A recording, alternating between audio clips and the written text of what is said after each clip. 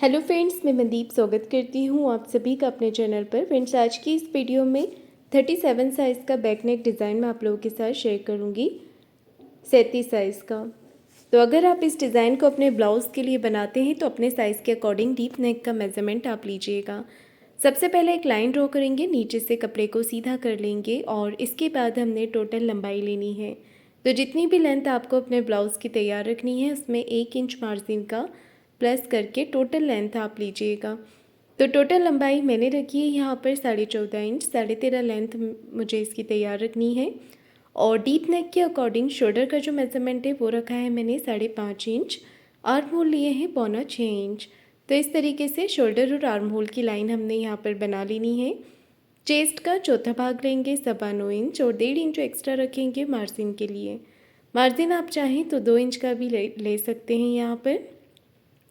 नीचे कमर का मेज़रमेंट लेंगे, कमर 32 इंच है, उसका चौथा भाग लेंगे हम 8 इंच, 1.5 इंच एक्स्ट्रा मार्जिन और 1 इंच एक्स्ट्रा और लिया है कमर की प्लेट्स के लिए। आर्म होल की गोलाई दे देंगे इस तरीके से। और अब मैं इसे कट कर रही हूँ, तो इस तरह हमने नीचे से इसे कटिंग करना है।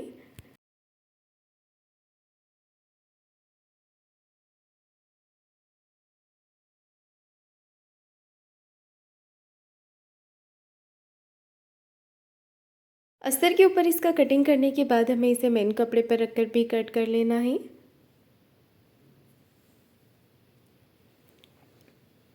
तो मैंने यहाँ पर बैक पार्ट को मेन फैब्रिक पर भी कटिंग कर लिया है। गले का मेज़रमेंट लेंगे, गले की विड्थ रखी है मैंने यहाँ पर 2.5 इंच की। गले की टोटल लंबाई रखी है 9.25 इंच।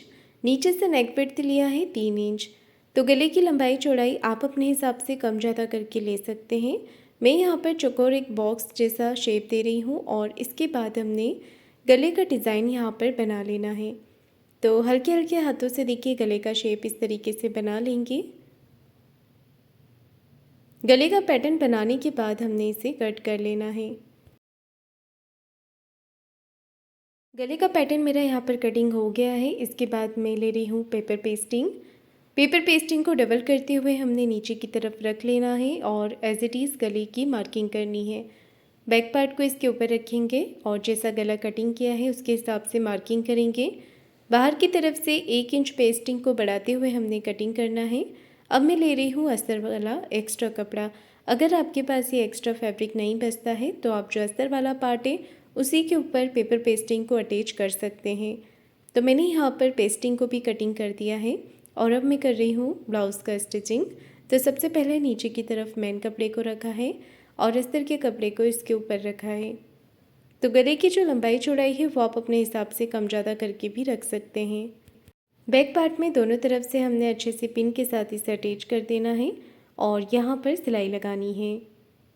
तो एक पैर का मार्जिन लेते हुए मैं यहाँ पर सिलाई लगा रही हूँ। सबसे पहले सिलाई गले के ऊपर लगाएंगे।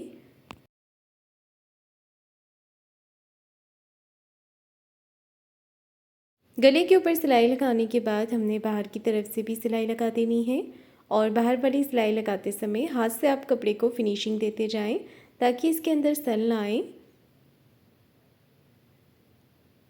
तो मैंने यहाँ पर मेन कपड़ा और बैक पार्ट को दोनों को ही अटैच कर दिया है और इसके बाद में इसका एक्स्ट्रा कपड़ा कटिंग कर रही हूँ। तो बीच में से एक्स्ट्रा फैब्रिक को कट करके निकाल देंगे और बाहर की तरफ से भी एक्स्ट्रा फैब्रिक को कट करके निकाल देंगे।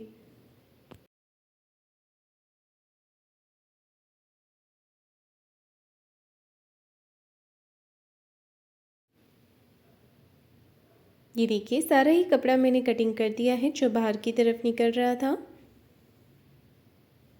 इसके बाद मैंने लिया है बैक, जो नेक हम तैयार करेंगे उसे यहाँ पर हमने अटैच करना है। पेस्टिंग के चारों तरफ सिलाई लगाकर कपड़े के साथ इसे अटैच करना है। बाहर की तरफ से एक्स्ट्रा कपड़े को कट कर देंगे, बस थोड़ा ही फैब्रिक यहाँ पर रखेंगे इसे फ़ोल्ड करने के लिए। तो हमने यहाँ पर फैब्रिक को फ़ोल्ड कर देना है और इस तरीके से इसे फ़ोल्ड कर लेना है अंदर की तरफ।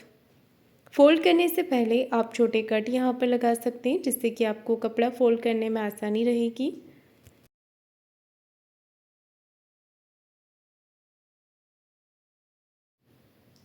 तो देखिए मैंने यहाँ पर इसे फ़ोल्ड कर लिया है और इसके बाद अब मैं पिन के साथ इसे अटैच कर रही हूँ।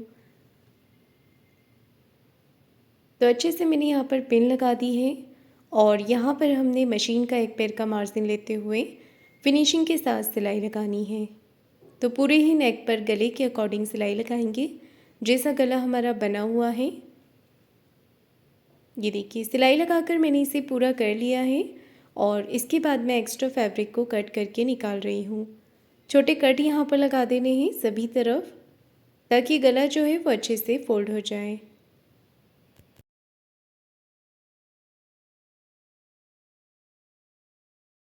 अब मैं यहाँ पर एक सिलाई अस्तर वाले कपड़े को इस तरफ करते हुए लगा रही हूँ।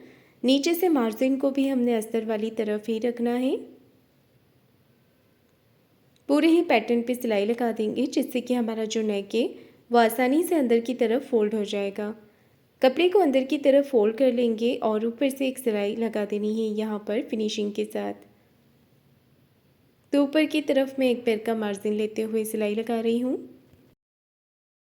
गले को बना करके मैंने यहाँ पर पूरा कर लिया है और सेंटर में एक छोटा कट लगाएंगे कमर में प्लिट्स अटैच करने के लिए। तो सेंटर से आप कपड़े को फोल्ड कर सकते हैं और इस तरीके से प्लिट्स बना सकते हैं दोनों ही तरफ।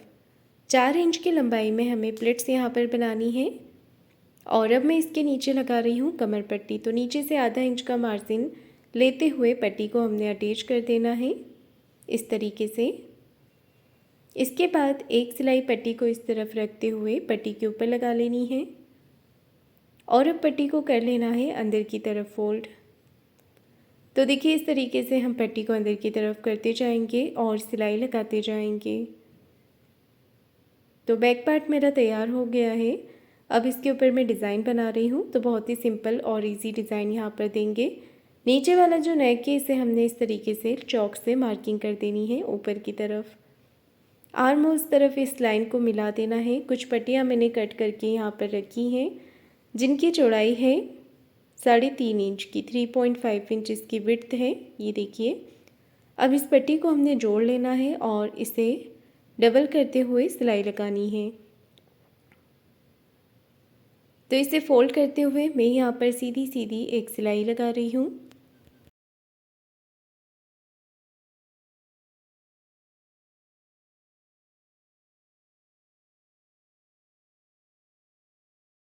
पट्टी को सिलाई लगाने के बाद हमने पलट करके सीधा कर लेना है। किसी भी चीज़ से आप इसे पलट सकते हैं। तो पट्टी को पलट करके मैंने सीधा कर लिया है। अब इस पे हमें अच्छे से प्रेस लगा लेनी है और ये जो पट्टी है इसका जो मार्जिन है वो आपको सेंटर में रखना है। तो मैंने यहाँ पर अच्छे से प्रेस लगा ली थी पट्टी के ऊपर और अब मैं इसके बीच में सिलाई लगा रही हूँ। बिल्कुल सेंटर में हमने सिलाई लगानी है और इस तरीके से फ्रिल बनानी है। फ्रिल आपकी एक जैसी आनी चाहिए। पूरी पट्टी की फ्रिल बनाकर तैयार कर लेंगे।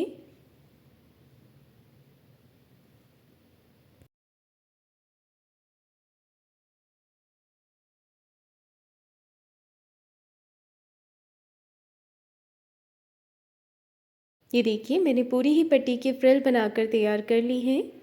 और फ्रिल बनाने के बाद हमें जहाँ पर फ्रिल को लगाना है वहाँ पर पहले हम इसे एक बार रख कर चेक कर लेंगे कि ये बराबर से आ रही है या नहीं, छोटी तो नहीं पड़ रही है। और इसके बाद मैं गले पर लगा रही हूँ लेस। लेस को हमने इस तरीके से यहाँ पर अटैच कर देना है। आप चाहें तो 2 लेयर भी लगा सकते हैं लेस की। यहाँ पर एक तरफ से मैंने लेस को अटैच कर दिया है। अब मैं दूसरी तरफ से लगा रही हूँ इसे।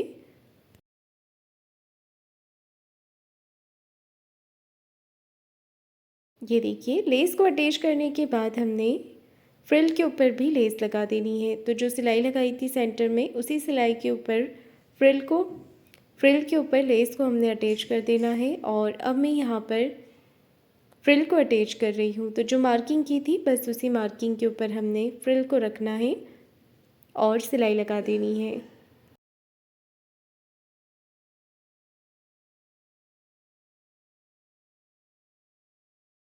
ये देखिए मैंने यहाँ पर फ्रिल को अटैच कर दिया है और यहाँ पर भी सिलाई लगाकर जो एक्स्ट्रा फ्रिल बाहर की तरफ आ रही है इसे हमने कट करके निकाल देना है। अब मैं एक लेयर लेस की नीचे की तरफ भी लगा रही हूँ। तो जो कमर पे हमने सिलाई लगाई थी उसी सिलाई के ऊपर लेस को अटैच कर देंगे इस तरीके से।